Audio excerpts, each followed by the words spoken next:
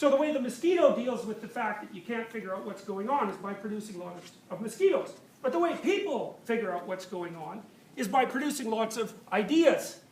And ideas are, the relationship of ideas to you and the external world is the same as the relationship of animals to the environment. So there's a philosopher named Alfred North Whitehead who said, human beings evolved to let their ideas die instead of them. Now that's a smart way of thinking, because it means that you can parse off a little sub-personality of yourself, maybe it's an angry sub-personality or sad sub-personality or an irritated or resentful, or, you know, those aren't exactly ideas, they're more like little spirits that are partly you. They're kind of stupid because they've only got one direction, but they're still variants of you. And maybe you can present one of those to someone, which you might do if you're dating someone and you want to, assuming you still do that. If you're dating someone and you want to impress them, maybe you spin off some little variant of yourself that you think is particularly attractive. Probably won't work. I doubt if that'll work. And if it doesn't work, well then you can get all heartbroken and let it die, and then maybe the next one you spin off will be a little more, you know, together. And so that's how people progress. They progress by dying and coming back to life at different levels, eh? I mean, maybe you're just making some little ratty mistake, and so you can let it go and you're only ashamed momentarily, and it's only a little pain when that circuit dies. Or maybe it's your whole damn personality that has to go.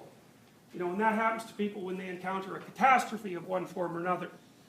So that might happen if someone close to you dies, or if you lose a limb, or if you get an illness, or, you know, any of the horrible things that plague people to very deep levels, which might mean pretty much all of you has to go, and maybe you'll actually die. But if you don't, well, you can let go of what's holding you back, and maybe that's your old self.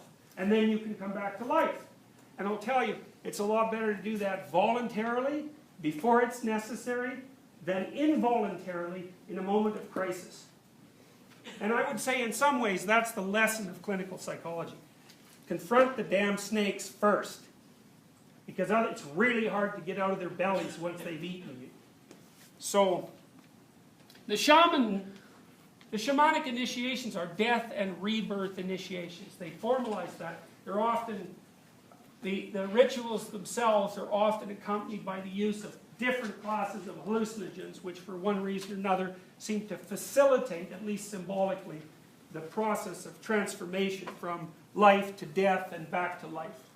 So, they're dramatizations of the process by which people learn. You learn something, to really learn it, some presupposition that you had before that has to crumble. And then the new information comes in, and you can build a new self around it, but it's a painful process, and that's partly why people stick to their ideas or their past selves. You know, and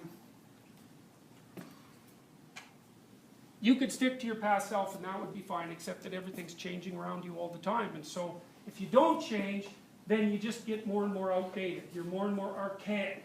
None of your presuppositions work anymore.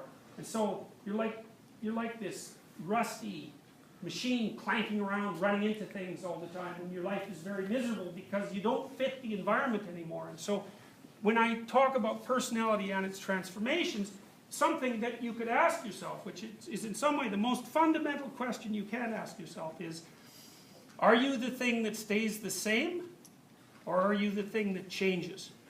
And, you know, the thing that changes can live in a lot more places. And so that's worth thinking about. But the cost is, well, when you change, you die a little bit. And that's painful. Or maybe you die a lot, and that's really painful. So if you ever wonder why people don't change,